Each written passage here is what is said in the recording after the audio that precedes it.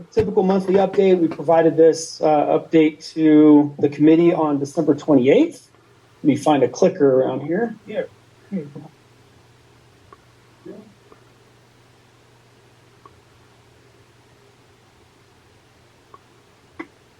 All right, sorry about that.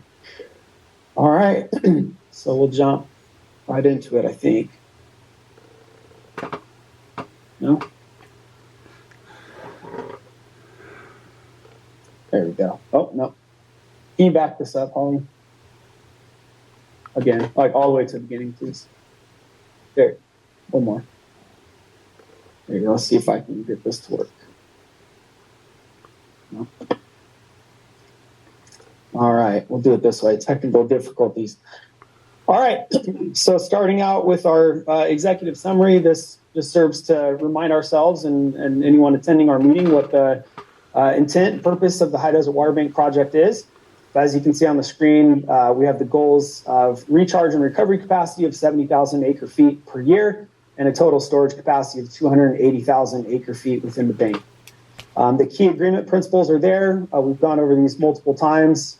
Essentially, it says Metropolitan will pay all the costs of the projects with our agreement going through 2037, and Avek will agree to build it and own it and operate and maintain. And in return, when Metropolitan recovers water from the bank, Avek will receive $100 per acre foot, escalated with CPI. Our executive summary highlights the goals that we have for the project over the next 3 months. These haven't changed too much since last month, but we're still working to close out the turnout contract. Nicholas Construction is continuing to work on the recharge basins and pipelines. They're making great progress on there. Montgomery & Associates is working on finalizing their modeling report. We're simply waiting on some feedback from Metropolitan Water District before they can incorporate their comments into that report. And then Stantec's team is working on finalizing kind of the finishing touches on the next drilling package. So we'll get all of that accomplished here within the next 3 months. On the right-hand side, we've got a map. This hasn't changed too much, except last time this leg of pipeline was in orange, which indicated still under construction. And now it's been turned to green, which means that all of the pipeline has been installed by the contractor at the project site. So that's good news. I've also annotated the map here with some labeling. So as we go through some of the photos in the presentation, you might be able to reflect back to this map and remind yourselves of what you might be looking at in the aerial photos. But this is what we call our stage 1 recharge area. And this is the area that's complete and was receiving water through the end of last year. And then this area that we call up in here, we call this our stage 2 south recharge to the north. And then in the room here, this area up here is a little bit blocked, but this is our stage 2 north recharge area just up in here. And then this area in here will be push-up berms, and this area here will also be push-up berms. So just give you a sense for where those locations are as we go through the presentation. Moving into program management, we have our team highlighted across the top here. And then on the left-hand side, some of the recent work basically from Kennedy Jenks, and they continue to do a great job in tracking the overall project progress and participating in all of our necessary project meetings. And then, of course, the construction team is very active in the field inspecting the work being done by the contractor. The right-hand side is the upcoming board decisions and actions. We have the notice of completion for the turnout construction. So as soon as we're done with that, our final negotiations with the contractor will be going back to the committee and ultimately the board for the notice of completion. Item B on the list here is the next board item on tonight's agenda, which is to consider the first change order to Nicholas Construction. We've got a detailed set of slides at the end of the monthly update for that. And then once we're finalized with the design for the drilling package, we'd be coming back to the committee and board to authorize releasing that package out to bid for the next set of wells. Section 3 highlights some of the work that Stantec and their team is working on, and they continue to work with the contractors in responding to any questions that they have coming from the construction in the field. They participate in the construction progress meetings. I mentioned the groundwater modeling report that Montgomery & Associates is working on finalizing. Montgomery and Associates is also working on finalizing a draft of the groundwater monitoring plan, which is required by our CICWA document as well as our Water Master Storage Agreement application. And then they're working on finalizing the drilling package as well as the well equipping and recovery package that they're progressing to a 90% level at this point in time, making good progress on all of those tasks. Section 5 highlights the contracts that we've entered into. You can see on the left-hand side the list of vendors that we hold those contracts with, description towards the middle, and the total contract as well as the payout to date. I always look at the percentage of the contract paid and look at that relative to kind of where we're at in the project and with each individual project. And everything on that list is tracking very well to be in line with or under budget on what we're working on. So that's good news.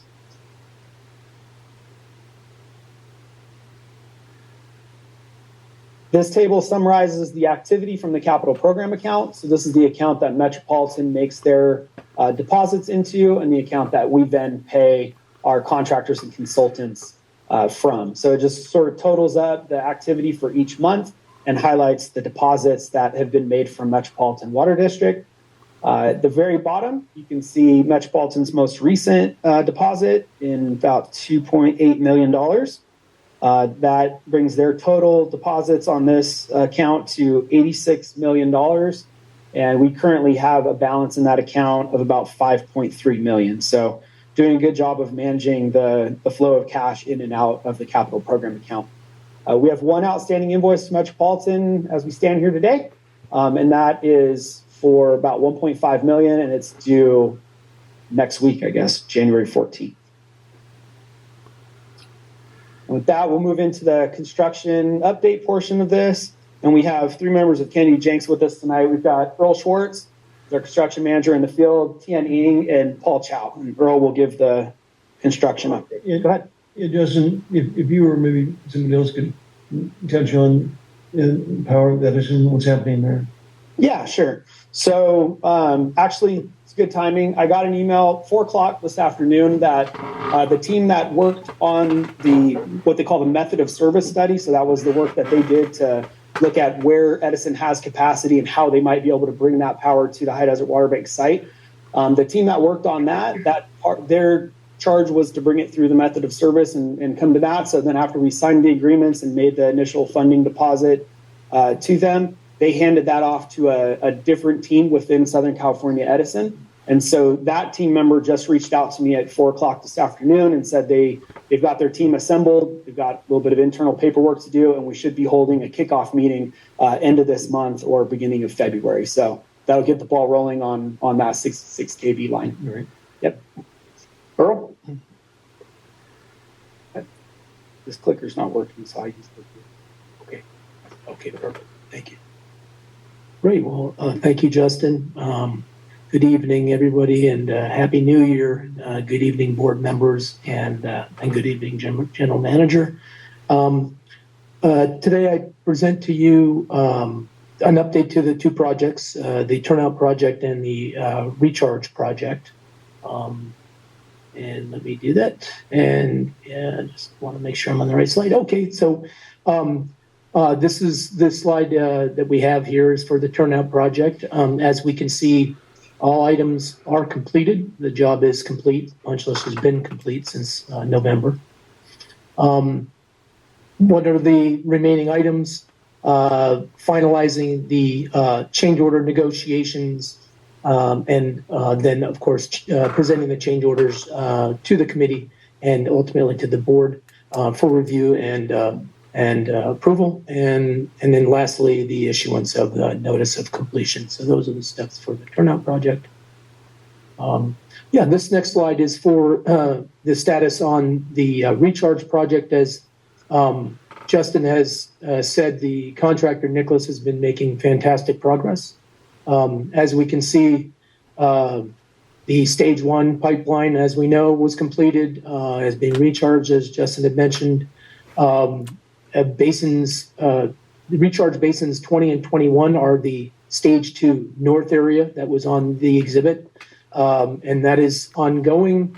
just a really small amount of work left on those, the recharge basins 2021 north. And then similarly, stage 2 recharge basins 23 through 27 are the stage 2 area south. And as Justin has mentioned, all pipeline has been now installed since this slide and completed. So that will be updated with the next presentation. And yeah, just some pictures. This was from December 14th. You can see that, we had, this is basin number 6, and this is in the stage 1 area that we had our ceremony with. And this is the basin number 6, basin number 5, and basin number 4. And in December, they were all pretty well filled. This is, as Justin has mentioned, this is a stage 2 area south. And so my cursor is kind of pointing to basin 23, and then 24, and then 25, 26, and 27. So as you get closer, that's the basins. And at this time, pretty much complete. And then this is a view of the stage 2 area north, and this is basins 20 and 21. So these are the two, this is basin 20 and this is basin 21. So these are the two basins. And you can see that there was, at this time, when the picture was done in late November, the pipeline was being installed. This is over, my cursor's kind of hovering over turnout 6, but this is line A recharge pipeline. This has all subsequently been completed and backfilled. And then these are just some additional pictures of the site. This is the riprap that's being installed. This is on, I believe, on the Avenue A8. And this is on the south side of the berm of Avenue A8, and that's the riprap installation that Wood Brothers has been performing. And this was a typical picture of the turnout pipeline. This was on the Pescado Creek lateral specifically. But yeah, that pretty much completes my update for the 2 projects for this month. Thank you very much. Thank you, Earl. Yeah, thank you. Thanks, Earl. Good job. Any questions for Earl? All right. Yeah, contractor's doing a good job. I think a relatively mild update is always best. Moving on to section 8, kind of reserve this for sort of random items that we want to inform the board about. And so I thought I'd inform the board of some good news, I think. So as you know, Recharge was discontinued at the end of 2023, right? December 31st, Metropolitan told us they didn't want to continue to recharge into 2024. But we've got all of our totals in, and it looks like we recharged about 13,000 acre feet total in the 4 months it was operational. About 1,300 of that was for Avek's benefit, and then just about 12,000 for Metropolitan's benefit, which is, it's a good number. That was kind of their target. So we're glad that we were able to hit that, even though there was a period of time we weren't anticipating the recharge to be off because DWR had to do some work. So even with that short outage, we were able to hit that 12,000 acre foot target. So good news there. And to be able to get that accomplished in a pretty short amount of time, we're pretty happy about. So we'll see how 2024 hydrology shapes up. If allocations go up, we'll get the bank back up and running again. And then section 9 is board action items. And so on tonight's agenda, we have item 8B2, which is the consideration and possible action on change order 1 for Nicholas Construction. So that concludes the monthly update report. And before we move on to the next item, I'd be happy to take any questions you might have.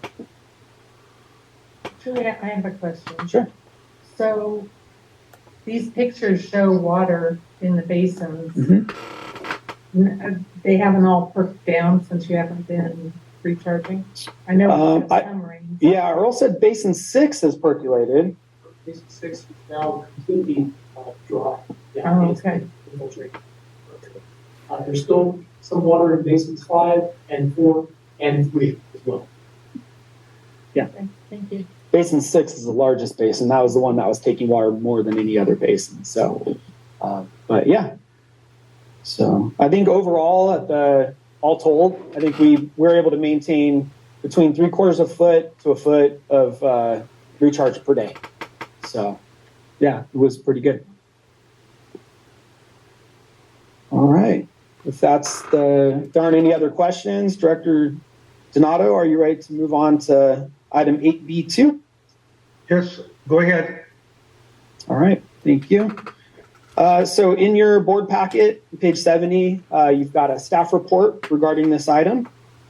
And I'm going to start this with a bit of a timeline just to kind of help answer the question of why is this coming up now, basically. So going back in time, January 2022, the first 4 pilot recovery wells were completed, and the water quality results rolled in on those, and we found that there was arsenic greater than 10 in those pilot recovery wells. That was kind of our first indication that treatment really might be necessary, but it was too early with 23 wells still left to be drilled to make any changes to the design at that point. But Stantec did begin working on a technical memo that would kind of summarize what the treatment options were and where a treatment facility might be located should one be needed. Just a few months after that, the recharge facilities that are currently under progress and getting pretty close to being completed were advertised for bid. So that project was underway. Nicholas Construction's doing their thing. In July of 2022, Stantec completed that technical memo. So that defined kind of the potential treatment types for arsenic that might be needed, as well as they looked at the hydraulics and hydrology, different factors around the site constraints to define a location for the future treatment facility. That technical memo was shared with Metropolitan for review, and they provided some minor comments, but ultimately agreed with the results of the technical memo. So during all of 2022 as well, the next 6 wells for drilling package 2 were being drilled and sampled. So towards the kind of end of 2022 into early 2023, those arsenic results began coming in. So, early 2023 was the first time that we really were able to see a pretty representative group of water quality samples from throughout the site. Those 6 wells also had arsenic above 10.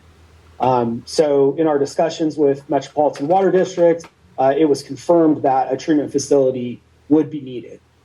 So at that point in time, the design team began working on modifications to the site that would eliminate some now unnecessary work at the project site and prepared some piping modifications that would help us utilize the push-up berm area while reserving an area for the arsenic treatment facility. So, should the change order be approved, those piping changes can be made within the next couple of months. And then 100% of the recharge facilities will be basically ready for use as soon as Nicholas Construction is done with this project. So probably hard to visualize where all these changes are going to be made, but just kind of walk through a timeline of sort of why the design as we're changing it wasn't included in the original bid package that Nicholas Construction bid on. So it kind of morphed through the results of water quality coming in our discussions with Metropolitan Water District. Is Metropolitan Water, have they approved this? Mm-hmm. Yep. So I'm going to go through some maps here to kind of show you where these locations are that we're talking about. This is the same site map that we used in the monthly update for the most part. And we're going to focus in on the dashed oval right here. So the blue hashed area indicates where the push-up berm areas were planned to be. And this is the way the project was currently bid. This is how Nicholas has been contracted to build the project. Okay, but we're just going to zoom in. We're only worried about this area, so we're going to zoom in on this dashed oval. Oops. Okay. So zooming in, the shaded blue hashing area, as I mentioned, that's the stage 1, we call push-up berm recharge area.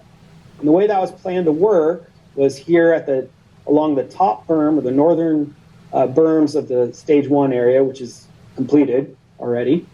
What the plan was to build out 2 outlets, call them 3A, 3B, as well as a concrete canal that would go along the northern side of these berms. And that canal would have several outlets into this push-up berm area to deliver the water to the push-up berm locations. However, the treatment facility, based on the memo that Stantec did and Metropolitan reviewed, identified this location kind of right in here. It'll show up on the next slide, but I just kind of want you to see it here in your mind. This is where the future treatment facility is going to be. So if it's in there, it's going to conflict, this concrete canal that's planned to be built and these turnouts are going to conflict with the area that treatment facility is going to be. So to accommodate for that, this is the treatment facility that I was kind of outlining with the mouse. So to avoid that conflict, the piping for turnout 3A needs to be extended to the edge and beyond this future treatment pad. And 3B needs to be extended towards the east to get out of the conflict with the treatment area pad. So, obviously this wasn't known until we got all the water quality results in, but these are the changes that we're talking about tonight.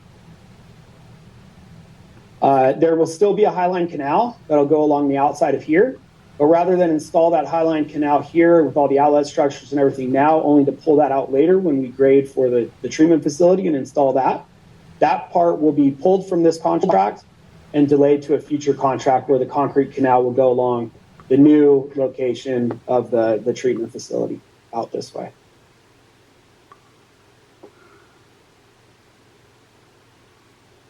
So kind of to summarize the actual modifications and numbers, it's about 1,700 feet of additional piping needed to extend those laterals away from their previous locations. Protect that piping. We can't move forward with the entire treatment facility grading work because Metropolitan's board action did not approve the treatment facility itself. So we're going to hold off on the actual grading of the treatment pad. But we do need to do some grading that will be used to match with the future treatment facility pad. So that grading is going to be needed to protect the recharge piping. So it includes a little bit of grading. It includes an isolation valve, and then also a credit or a deduct from the existing contract for that canal and outlet work that the contractor will no longer be performing on this project. It also, as I mentioned, it basically builds out the entire recharge capability of the site. So we'll have 100% of the recharge side of the High Desert Water Bank will be completed. The only thing left to do will be to do the recovery side of the project. This by itself includes additional about 40 acre feet per day of additional recharge capacity. Can I ask a question? Sure. What's the purpose of that little canal? It was a cost-effective way to flow the water and then divert it out to those different recharge areas instead of doing a pipe. Yeah. When did we first become aware that there was a water quality problem? So in January-ish of 2022 was our first indication. We got the results back from the first 4 pilot recovery wells. And when were the wells drilled? Those were drilled throughout 2021. Now that's native water that was tested. When state water is put in there, that's going to be diluted. Is that not going to change the outcome? There's a possibility for that.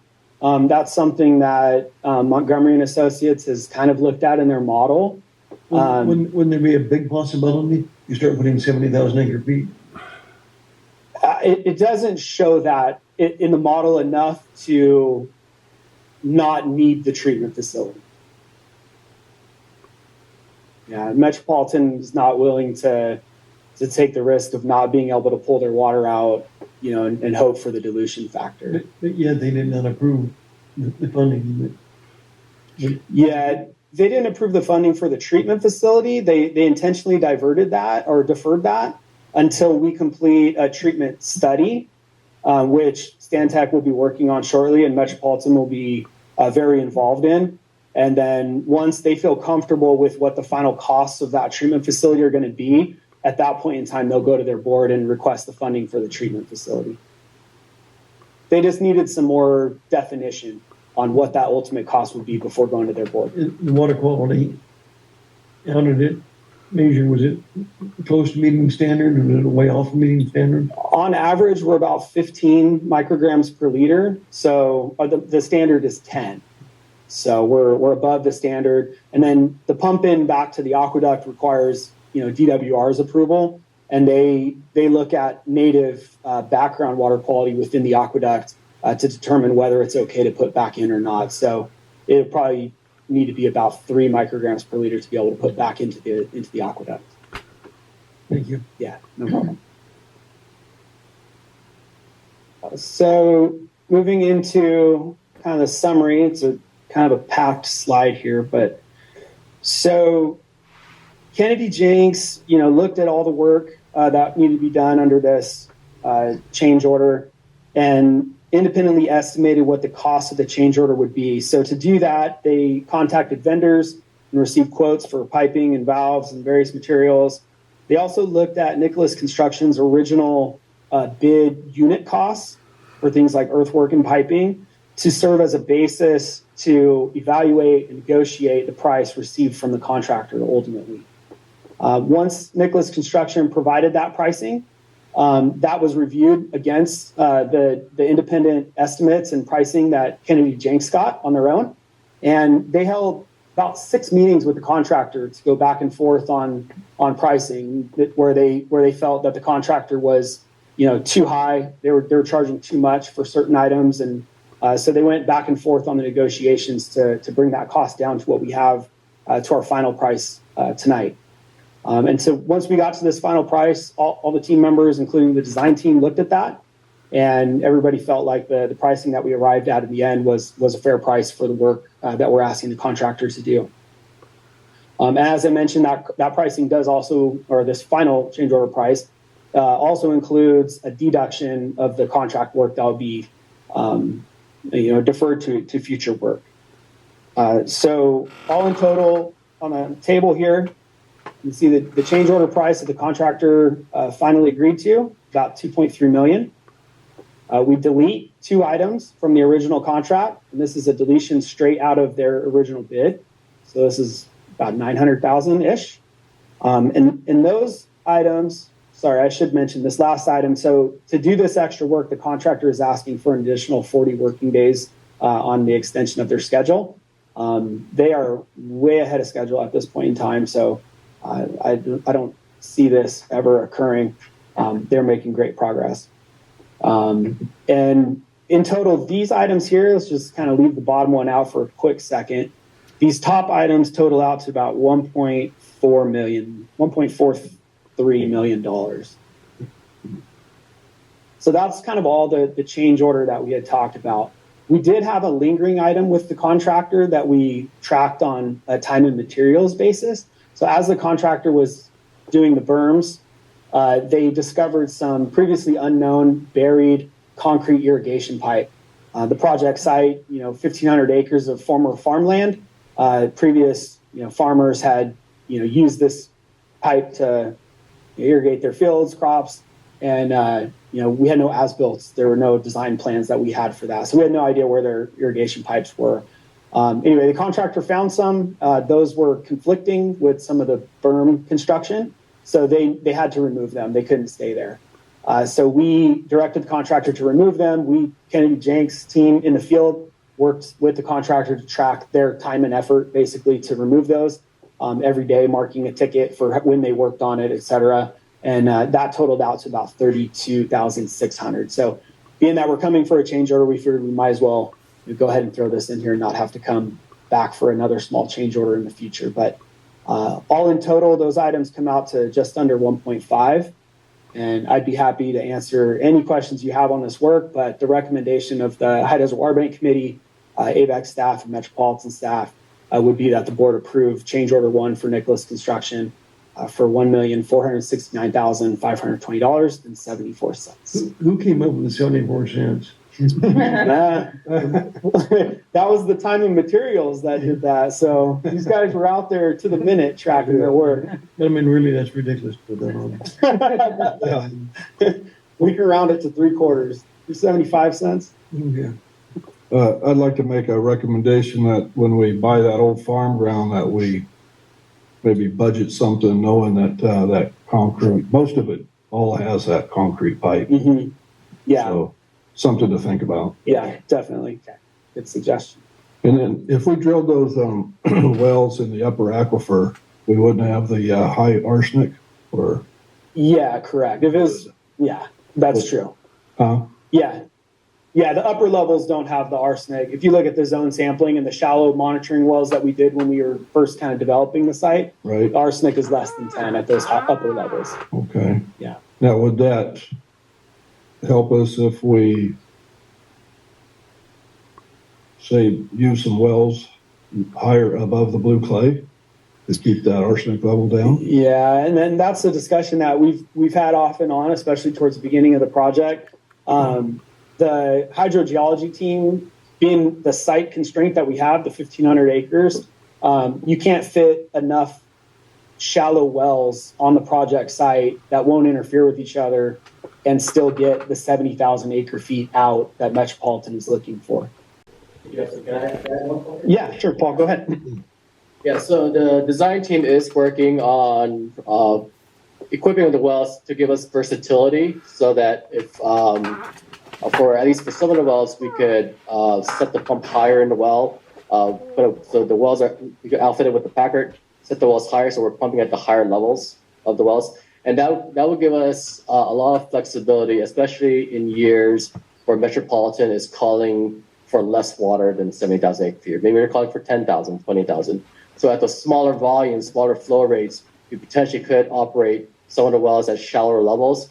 And maybe in those years, we don't have to run the arsenic facility. So, so the design team's done a great job of kind of thinking through some of the versatility, some optionality to help us through some of those, some of those operational opportunities. Right. Either way, we're not going to get around the treatment plant. No, especially at the full flow rates for the project, it's going to be more. Thank you. Yep. Thanks, Paul. Any other questions?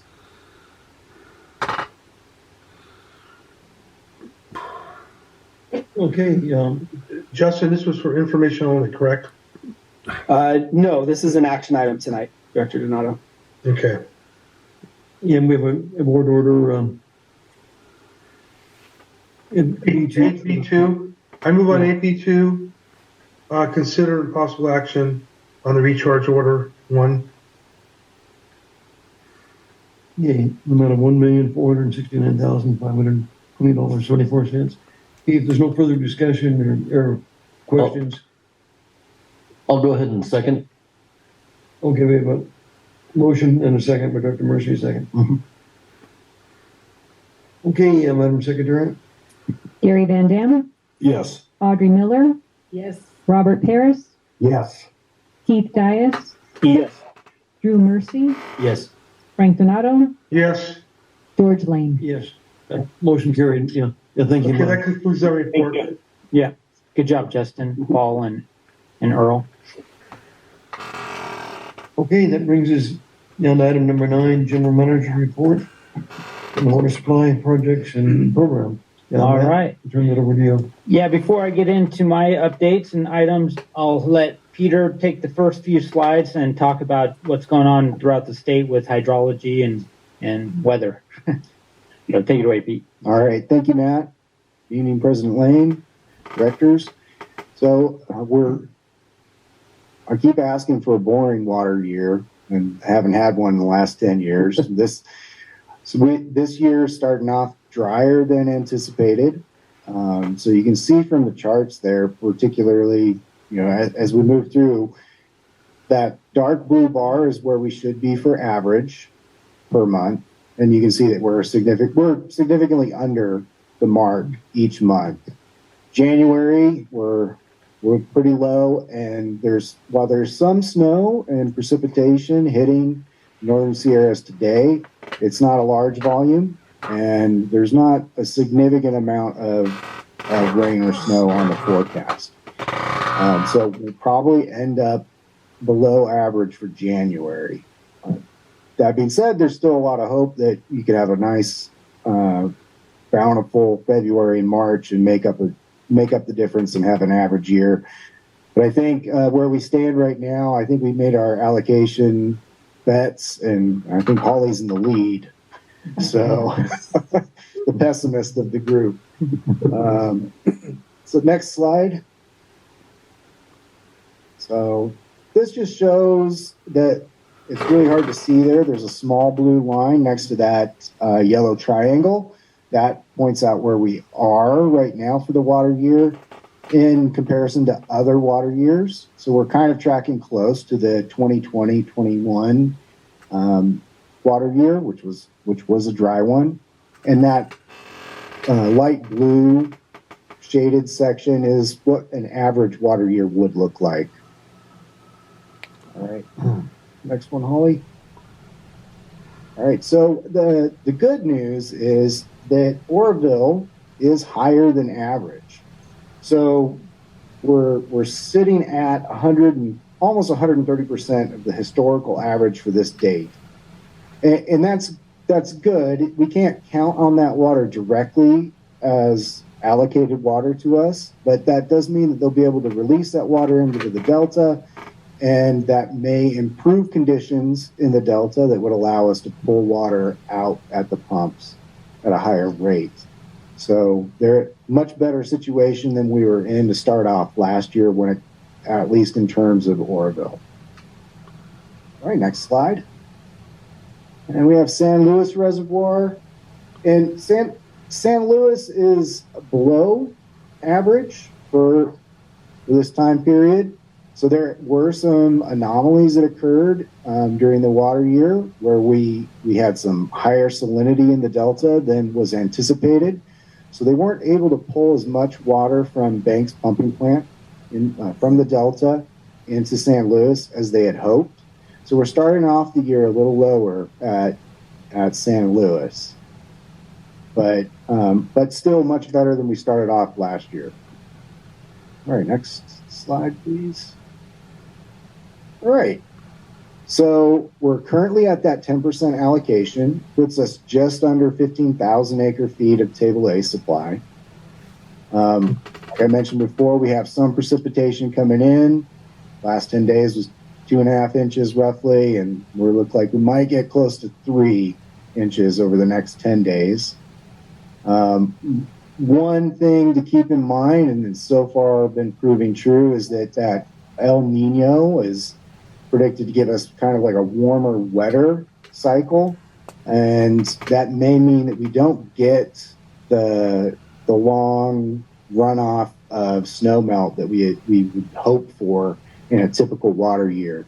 So we're gonna have to pay real close attention to that, how fast that water runs off, how much snowpack we get, and how quickly it melts. So we're gonna keep a real close eye on this as we move through the year. I think if you want to look at a silver lining here, it's that the water that we have in San Luis Reservoir is not in any immediate danger of spilling. So we do have that to get us through 2024. And then Matt's going to go into kind of the supply plan in this 10% year and how things might change if the allocation improves. With that, I'm happy to answer any questions you might have. All right. Thank you, Peter. Yep. Good job, Pete. Thank you. So that's a good segue into slides I'm going to cover. So Holly, if you could go one slide. So first off, thank you to Tom Barnes, Water Resource Manager, for putting this information together.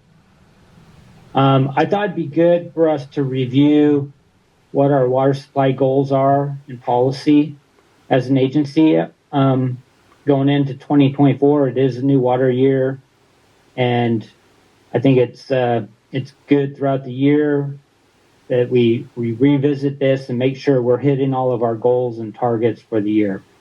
So we got this a couple slides here. The top section of this first slide kind of spells out our water supply goals going into 2024.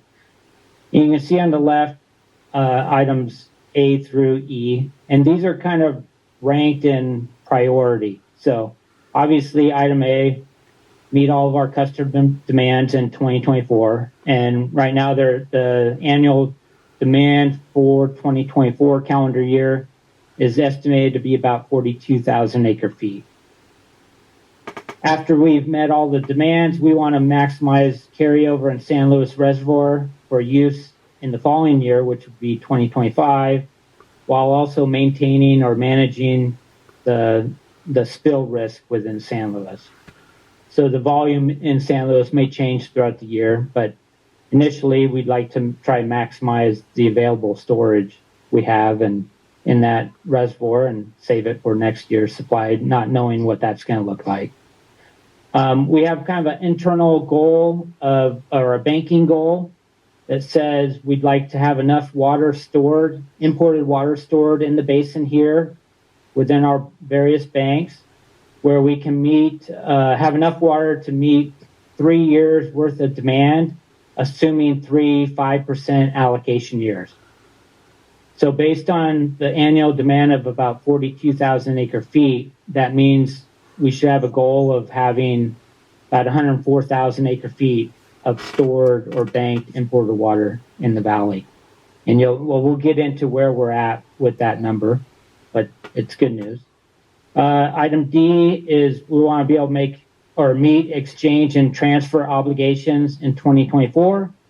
And lastly, if we do have any surplus water after meeting all the previous goals I mentioned, look at maximizing our return on investment associated with any transfers or exchanges with other statewide contractors. So any questions on the goals or policy before I get into kind of where we're currently at in 2024? Hearing none. So as Pete mentioned, we're still at a 10%. Yeah, Matt, there's one question, but yes, in our storage and our deliveries are somewhat different right there. So is that going to be the problem? Being able to extract that? Yeah, so I'll get into that right now and explain the difference between the two. So down below, we have our 2024 water supply and delivery capability. So you can see the items 1 through 5 on the left. We have the various sources to the agency. The middle column shows our balance as of the first of the year for each of those sources. And then on the far right, you can see our estimated delivery capability for each of those items. So I'll talk about each of these separately. The first item, obviously, is our Table A supply. We're currently at 10% allocation, so about 14,500 acre feet. On the far right, the delivery capability, we can obviously deliver 100% of that 14,500. There's no restrictions in plumbing or capacity within our system. Same thing with item number 2, which is our carryover volume in San Luis.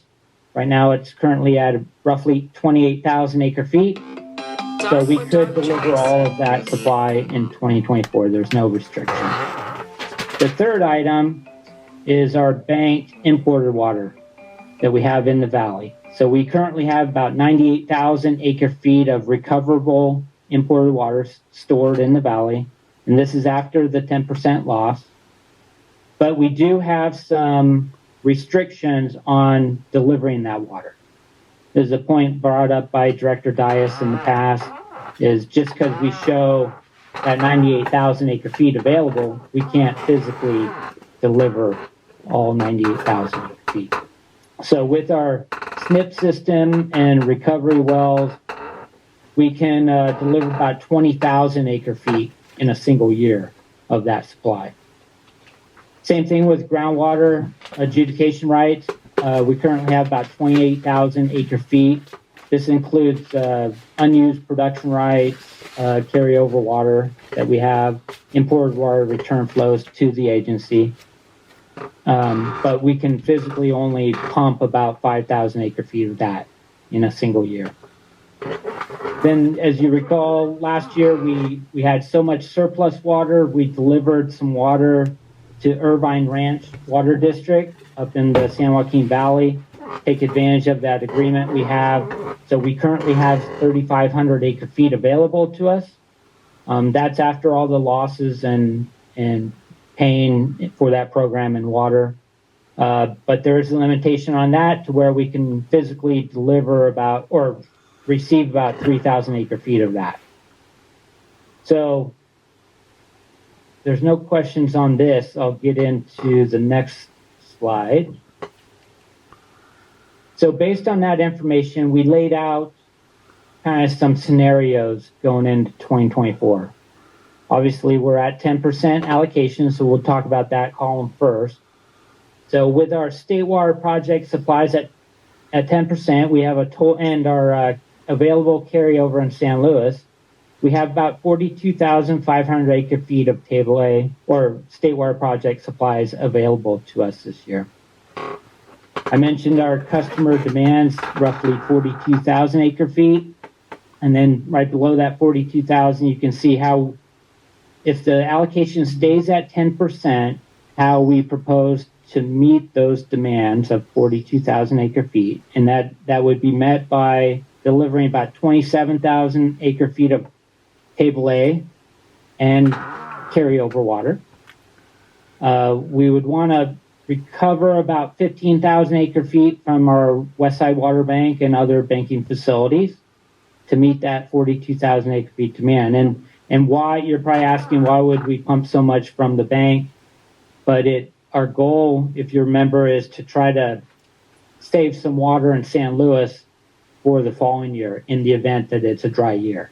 So based on this plan, if things stayed at 10% and we deliver 15,000 from the bank and 27,000 of carryover in Table A, we would still have about 15,500 acre feet to carry over in San Luis for 2025 if things were to remain dry. And then we wanted to show a couple other scenarios. We're hopeful that the allocation will increase at some point. So we wanted to throw in a 25% allocation and a 50% scenario. We've grayed out the 75 and 100% allocations because it's highly unlikely the way things are going that we'll get that high. I think we'll be lucky if we get to 50% allocation.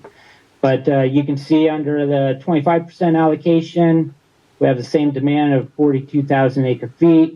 We would back off on our recovered banked water by about 5,000 acre feet because we'd want to increase our available supply in San Luis to 25,000. And then we would probably have a little bit of water, about 7,200 acre feet for recharge. And then under a 50% allocation year, we're in pretty good shape where we could just recover about 5,000 acre feet from the bank, meet all of our demands, have a healthy San Luis carryover, recharge about 11,000, and still have a surplus of about 27,000. So I know this is a lot. First time you guys have seen this, but it's something that we should always keep our eye on and make sure we're planning as things develop throughout the year. But the good news here is even if it stays at 10% allocation, we'll be able to easily meet all of our customers. Any questions? Has the state ever decreased their allocation? They have.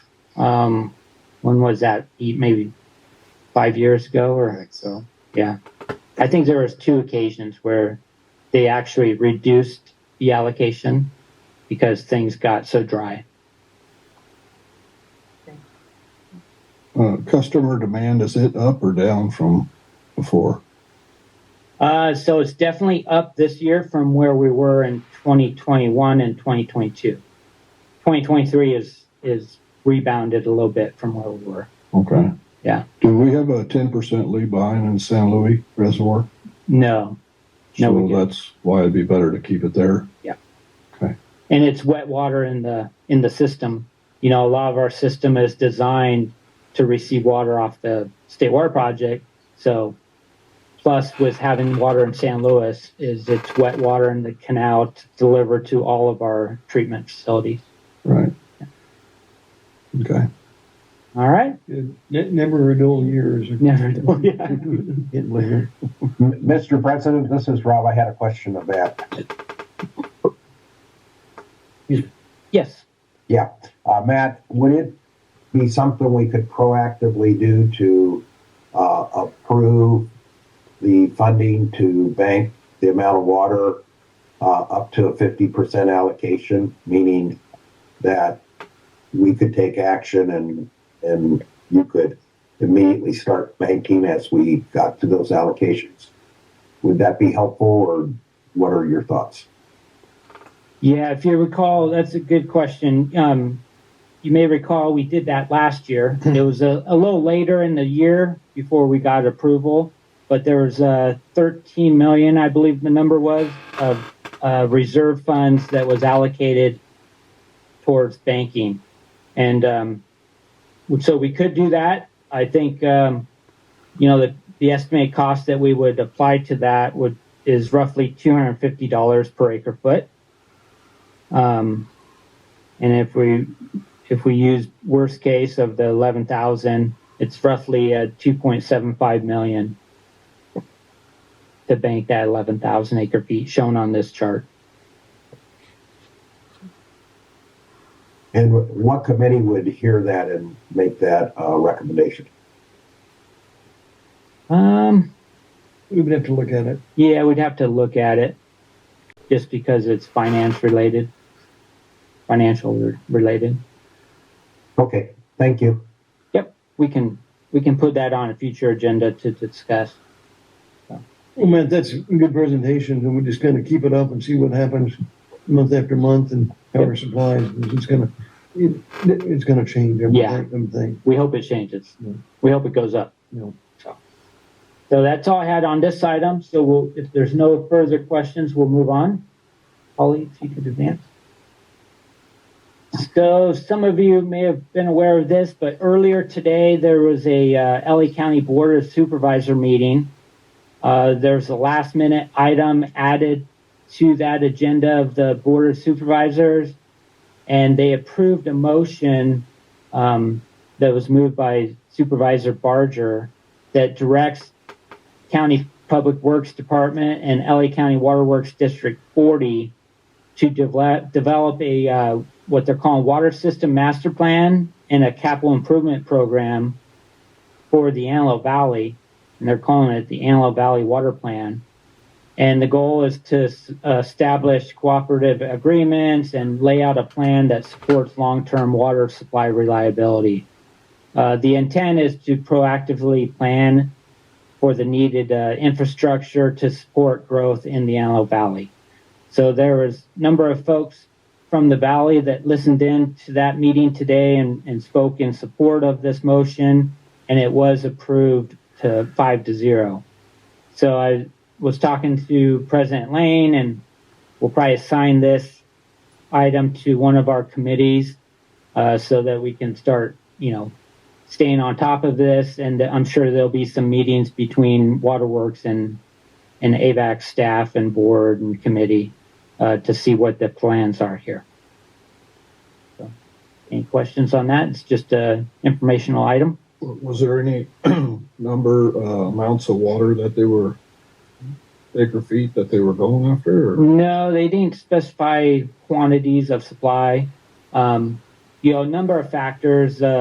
LA County and Lancaster and Palmdale, they're getting a lot of requests for new development, will serve letters recently, and sounds like the hang up or the roadblock to getting those through is commitment from Waterworks on a letter for those developments. So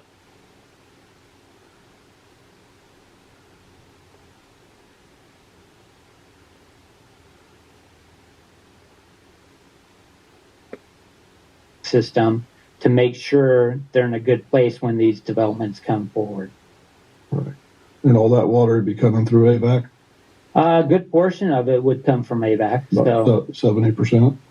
Yeah, typically last few years we've seen where of AVAC or of LA County Waterworks total supply, annual supply, they probably buy about 60 to 70% of their supply through AVAC. So this will have an impact on AVAC, and not necessarily a negative impact, but we just want to make sure we're part of the conversation with the county, and we have input into what their water supply plans are or infrastructure plans are.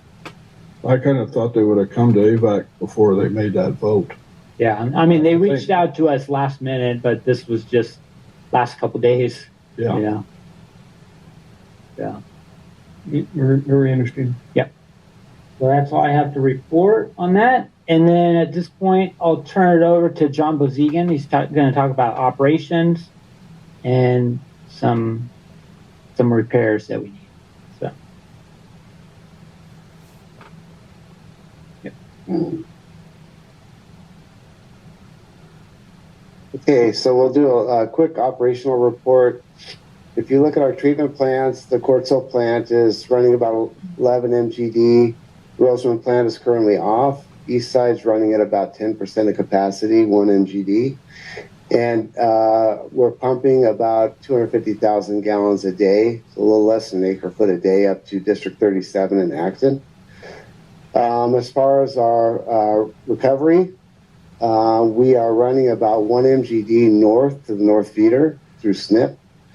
And we're running about 1.5, 1.6 MGD south to District 40 through our 80th and H SNP system. As Matt told you before, we're not banking any water except at the east side bank. Very little because we've pumped those wells over the years and we need to get some water back in the ground there. And then, as I said, Roseman plant's off. Sierra Construction's putting that valve at N and 60th. You've probably seen some activity down there. That will be completed by end of this week. And we are deep cycling the Mojave tanks. We have 4 8 million gallon reservoirs of treated water at Mojave. Currently, we're deep cycling them, which the demand's a little higher than 1 MGD as well. We're flowing up there. So we're trying to drain those tanks down and turn them over for water quality purposes. And Holly, we'll go to the next slide. Okay, so we're going to end the meeting on a little bit of a downer here. Let's talk West Feeder. We've talked about that quite a bit the last 6 months.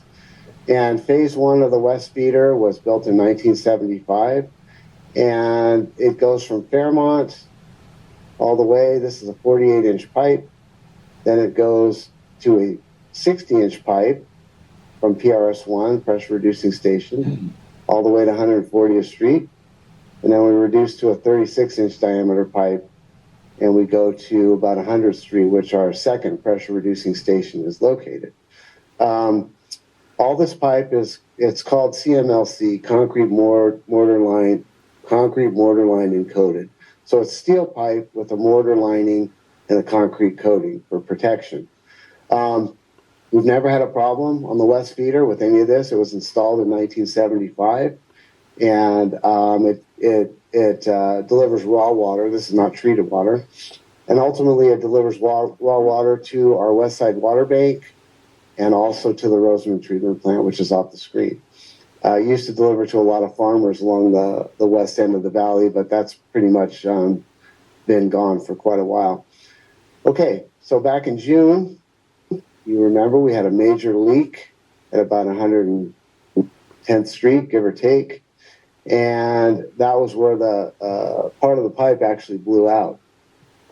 So we had that repaired, and we discovered in November a second leak, and it was pretty close to the first one, right around here, leak number 2. So they just finished repairing that leak. And in both cases, we found a lot of exterior corrosion on the pipe, which is usually indicative of when it was installed, they damaged the mortar coating, and 50 years of moisture has started the corrosion process or pretty much completed it. Well, they no more than fixed this leak number 2, and we filled the pipe and thought we were good to go. And leak 3 is about a half a mile west of those original repairs. Again, blew out the bottom of the pipe. So okay, so now things are getting a little bit curious here. Why have we never had a problem on any of this, including the pipe that goes all the way to Rosamond? But yet here, we're getting this corrosion. So we thought it prudent. First of all, we isolated the west feeder here at 140th, so we could still bank water. If we get a higher allocation, we can still serve the west side water bank, no problem there. But we're going to have to serve the north feeder treated water via our SNP system. So thank God we have the SNP system. So that was, great foresight on the part of Avek and the board. So before we start repairing leak number 3, this is like, you having a bad pair of pants and you just keep putting patches on it. You don't want to do that. You want to figure out, what's going on here. So staff kind of talked about this. We think it's prudent to do a full inspection on this pipe and not just a video inspection, because we did that already on part of it and it didn't show anything on the interior of the pipe. So we're going to do like an ultrasonic inspection all the way from 140th, this whole stretch of pipe that we're having a problem with. It's 4 miles of pipe. It's like an ultrasonic inspection where they can tell actually the thickness of the steel throughout that whole length.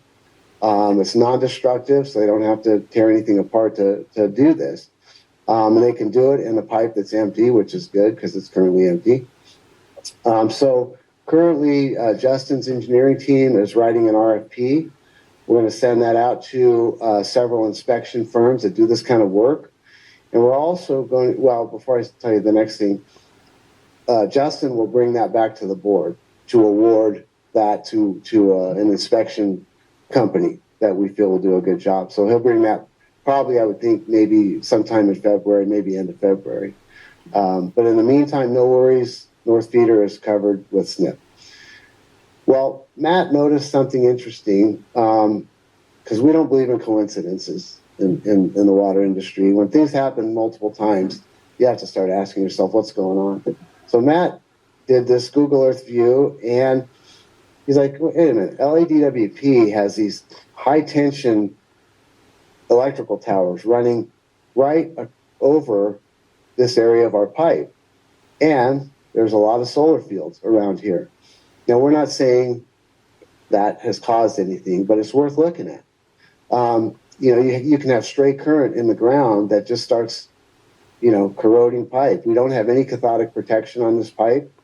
So you could see it's at the mercy of stray current. It could be. So included in the inspection, the ultrasonic inspection, we're going to do a corrosion study.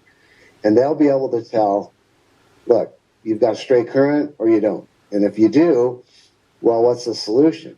The solution would probably be just changing this pipe. You can slip line pipe. You can put a smaller pipe inside the bigger pipe, and you would use HDPE, which is plastic, which is non-conductive. That would solve the problem.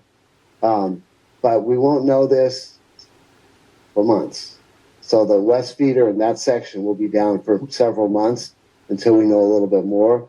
But we'll bring everything back to the board and explain everything and what we recommend doing at that point. So kind of a bummer, but it is what it is. But we're also going to probably approach the board, Justin and his team, in the future with inspecting a lot of our pipelines, because these pipelines are 50 years old. Some are 50 years old, some a little bit less. We can't have a problem down Avenue N with something like this. So better to do pipe inspections. It does cost a little bit of money, but it gives you peace of mind. And you can repair things before they become a big problem. So you'll probably be seeing more and more of that. And probably more and more moving into the future, pipe repair and replacement expenses coming down the line. It's just aging infrastructure, and we have to be ready for it. But we just wanted to give you a kind of an update on what's going on out there. And, Matt and myself and Justin will bring more things to you in the future to keep you apprised of what's going on. So be happy to answer any questions. Yeah, John, this is Director Donato. There was a similarity. We had a problem back with D40. Remember on 10th Street West between M and N, there was a power surge or something that was affecting the pipe or something. There was, yeah, you have a good memory, Frank. There was a high pressure gas line that ran parallel to the pipeline we put in down 10th from Avenue N to Avenue N.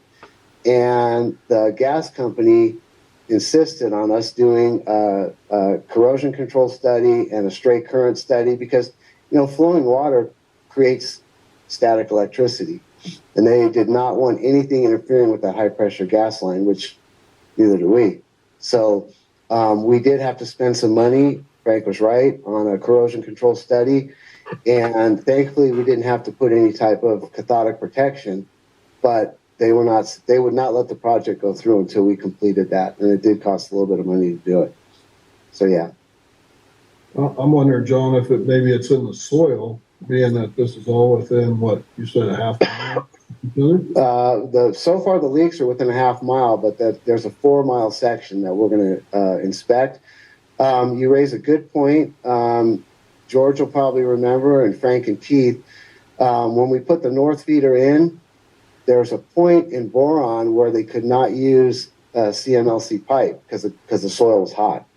So they had to use AC pipe, which is, asbestos cement pipe.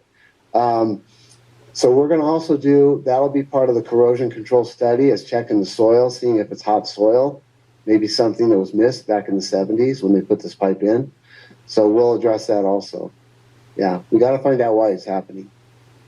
Right. Okay.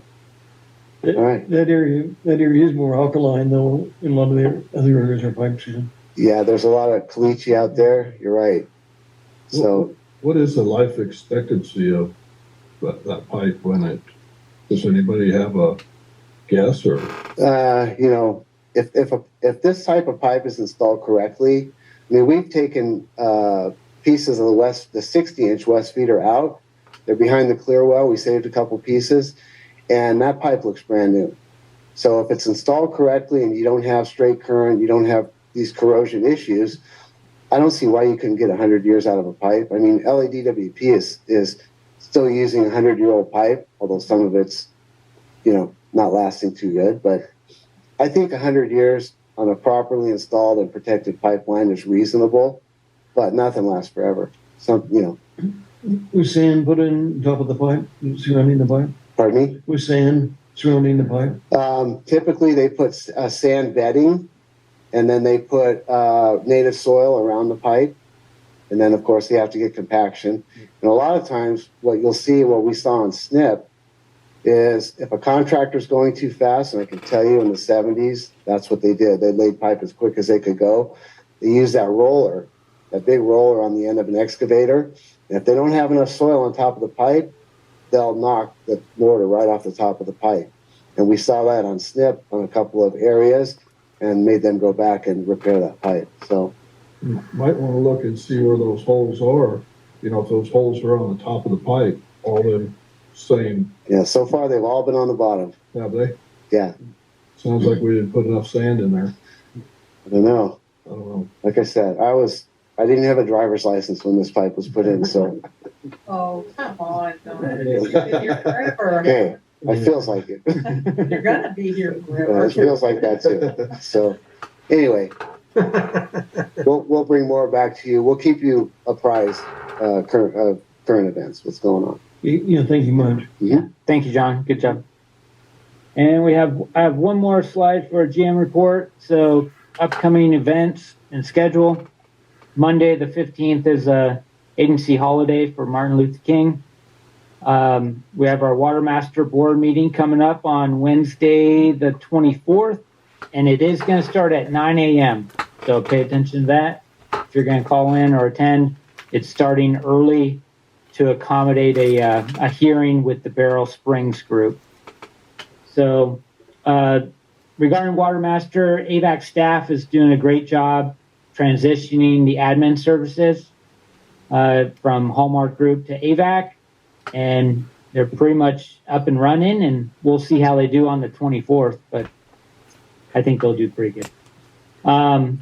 George Lane Water Treatment Plant, also known as Quartz Hill Water Treatment Plant, is going to be offline those 2 weeks in February for our annual shutdown and maintenance.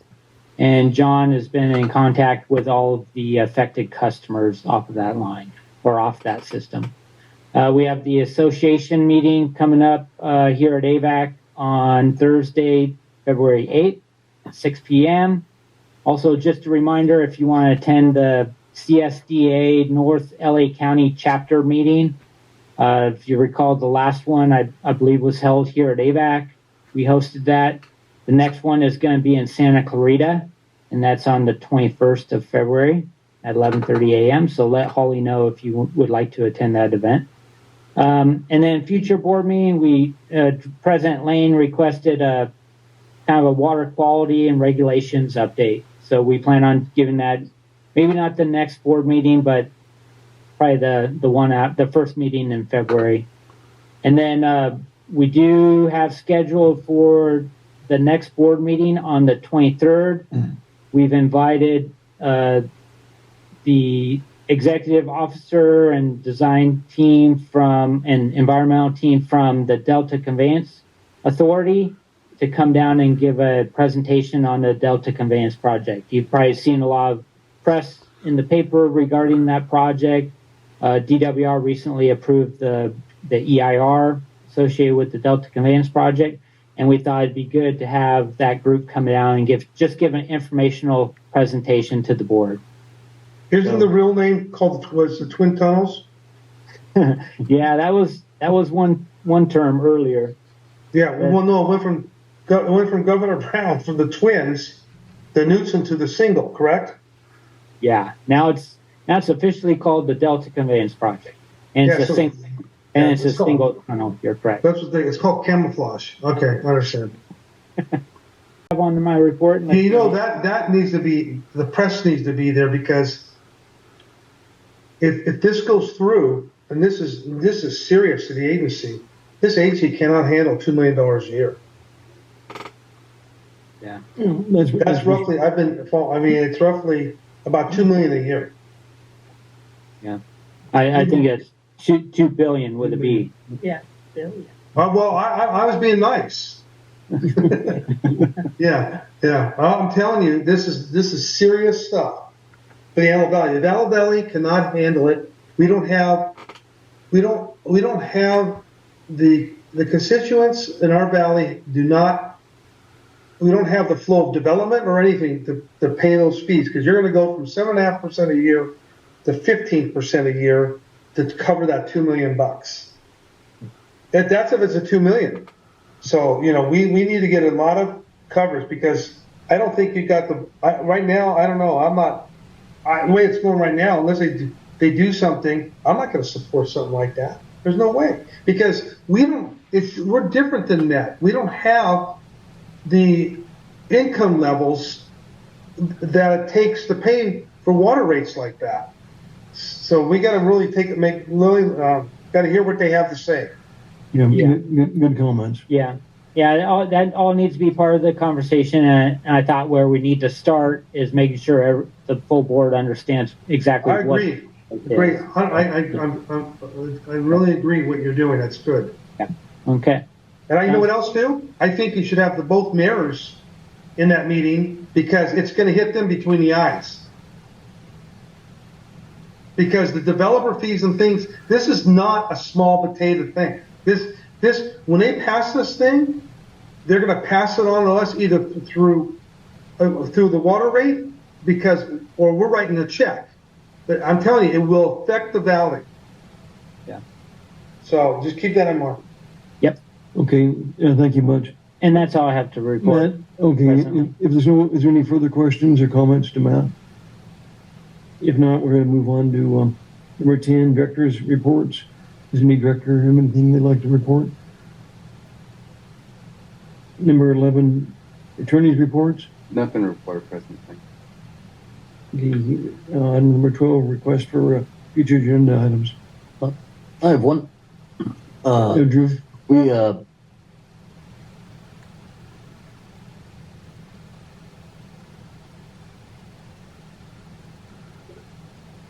action on naming process and possibly naming some of those scholarships.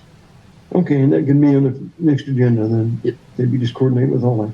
Okay, thank you. Okay, thank you. We do have reason to go into closed session.